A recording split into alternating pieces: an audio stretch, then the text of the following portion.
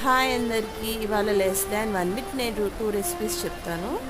తాలింపు పెట్టేసుకొని ఒక ఉల్లిపాయ కట్ చేసుకున్న ముక్కలు కూడా వేసేసుకొని మగ్గిన తర్వాత ఉప్పు నీళ్ళలో నానబెట్టుకున్న వంకాయ ముక్కలు వేసుకోవాలి. ఎందుకంటే కండ్రక్కకుండా ఉండడానికి ఉప్పు నీళ్ళలో ఉంచుకోవాలి. తర్వాత కొంచెం ఉప్పు వేసేసుకొని మూత పెట్టేసుకొని ఒక 2 to 3 మినిట్స్ తర్వాత అవి మగ్గిపోతాయి. దాని తర్వాత ధనియాల పొడి వేసేసుకుంటే మనకి వంకాయ కర్రీ సైడ్ డిష్కి బాగా రెడీ అయిపోతుంది. తర్వాత నూనె బాండీలో పచ్చిమిరపకాయలు, టమాటాలు, కొంచెం బీరకాయ ముక్కలు వేసేసుకోవాలి. బీరకాయలు వేరే వాటికి వాడినవి కూడా ఉంటే వాటి తొక్కులు ఈ తొక్కు అంతా కలిపి కూడా దీంట్లో వేసేసుకొని మూత పెట్టేసుకొని మగ్గపెట్టుకోవాలి.